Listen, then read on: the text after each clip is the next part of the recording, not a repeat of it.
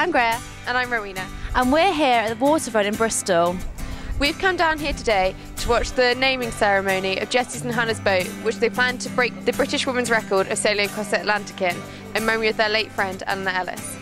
It's going to be a tough journey, but we'll have some cracking interviews with both the rowers and a very special guest.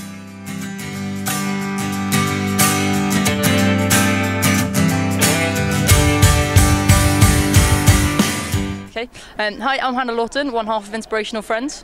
And I'm Jessie VanBeck, I'm the other half of Inspirational Friends. Brilliant, and thank you very much for coming down here to talk to us. But just to start with, could you tell us a bit about what this event is and this incredible challenge that you're taking on? Yeah, so this is the varsity boat race between Bristol Uni and UE, and we're here today to name the boat, our Atlantic boat, because we're rowing across the Atlantic in December in memory of one of our friends, Elle, who passed away last year at the same day as the varsity boat race. This is such an amazing challenge you're taking on, and you're trying to cross the Atlantic in 60 days, and can you tell us what kind of work that would put on you? Well, we're doing a lot of training at the moment. We've got 3 weight sessions a week. We've got rowing machine work, we've got work out on the water. We're eating everything we can lay our hands on, trying to bulk up and get Atlantic ready. We've been doing psychological training to try and give us the mental resilience we're going to need to undertake a challenge of this scale.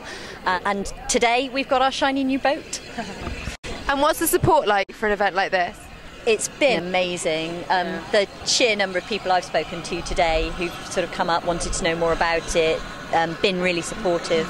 It's just been fantastic. We've got Katherine Grainger here today. She's going to name the boat for us in a bit. We've had support from the University of the West of England. They sponsored us £50,000. They've helped us with the strength and conditioning. They've helped us with the psychological training. It's been quite overwhelming. Yeah, now, could we have a quick look around your boat? Just kind of give us a bit of a show of it. Okay, so this end of the boat is basically storage. So it's got this compartment just where we can store food and any bits of equipment that we need to put in there. And then obviously we've got our rowing positions, which will be set up pretty much the same, so the same kind of height.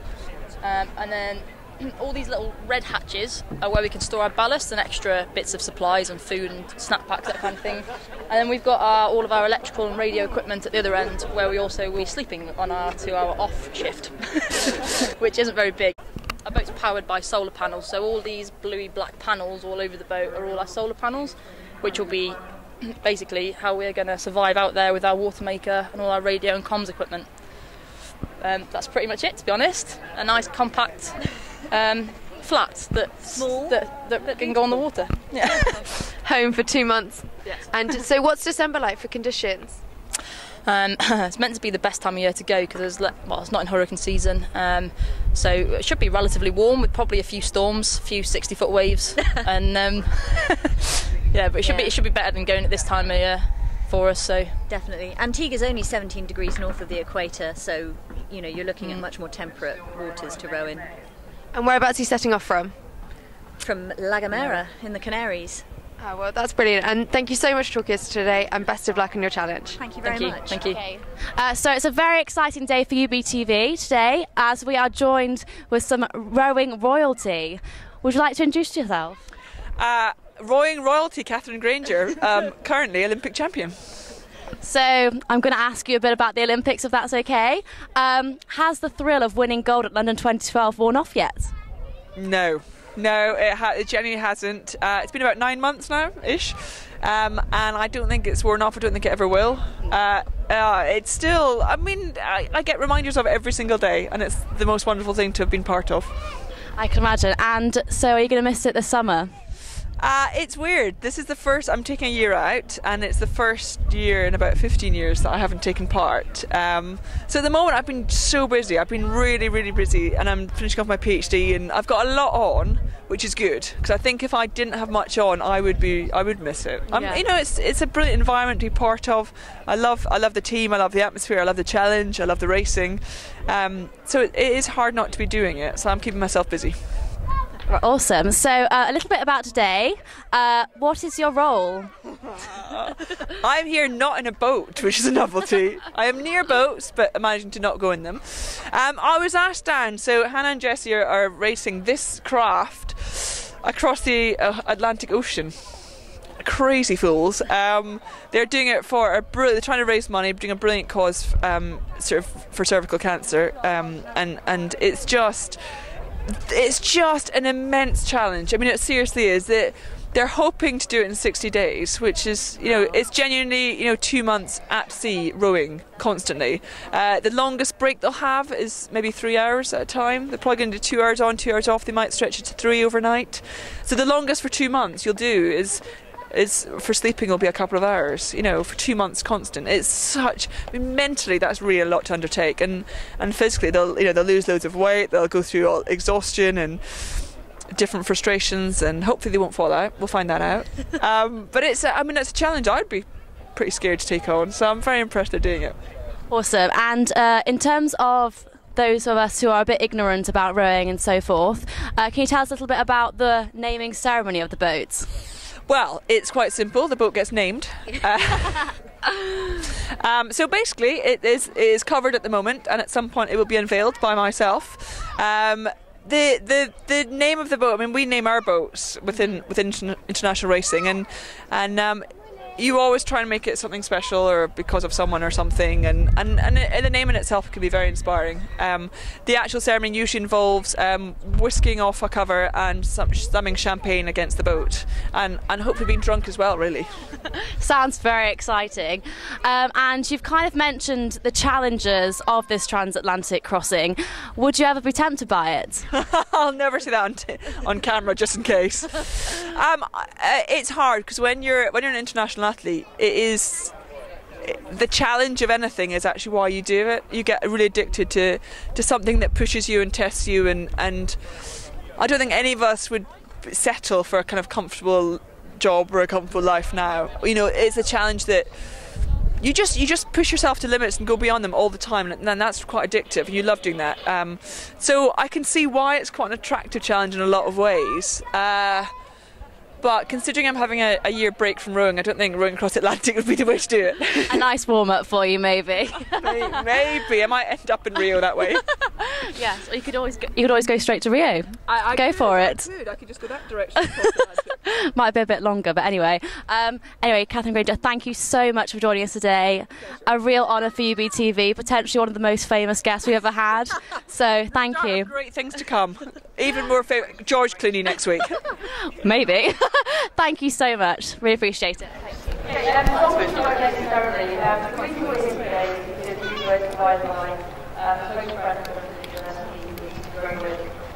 She was an absolutely amazing person. Insane, grueling, 3,000 nautical mile journey from Adamara in Mary to Antigua in the West Indies. We don't just aim to make it across in one piece though, we aim to win it.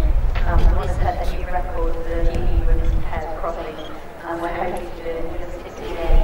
So we eventually found an aim for the proposal we liked, and linked into the person that Elle was, and personality, and also what we tried for, using our main sponsor, we wanted to link that into it. So before we reveal it, I'm just going to pass you over to Katherine Grainger.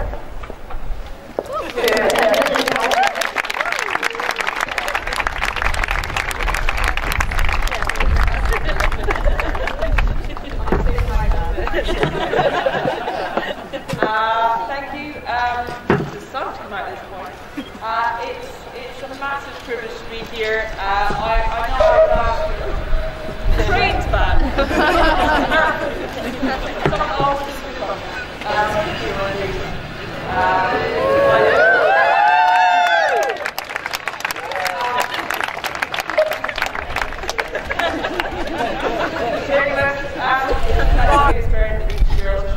Hannah and Jessie are taking on the Atlantic Ocean, which I don't want to do. I rowed for about 6.5 minutes and then stopped. You're going to row for 60 days. I can't even imagine that. But they're taking it on not just to do it, but also to win, which I love. I love that attitude. I'm really excited about it. It is going to be so hard. It is so hard to explain the physical and mental challenges ahead. To row for at least 60 days, day and night, 24 hours a day, 2 hours break at the most in any one stretch of time. It is a huge, huge ask. To do it in itself is an impressive feat, but doing it with what you're doing makes it just so much more important. I'm such a regret for what the girls are putting on, and to do it for your friends and in her name and memory it's what life's about. It's making a difference, it's taking on challenges, and it's making things better for people. I mean, that's genuinely what we still do, so good luck with it. I'm not going. I'm not going to be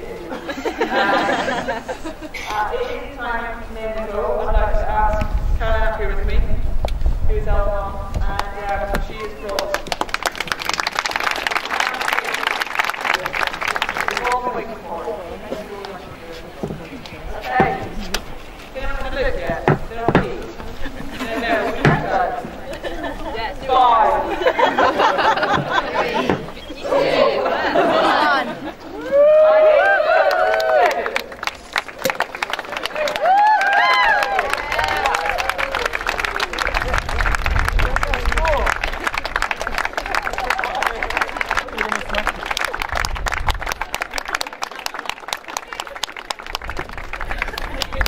So Val had an absolutely fantastic day interviewing Jessie, Hannah and Katherine Grainger herself.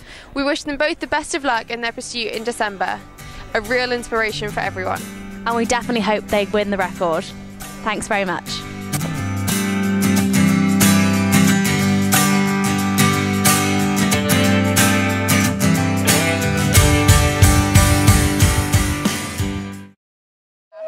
That was a good time. Good job it came fast now.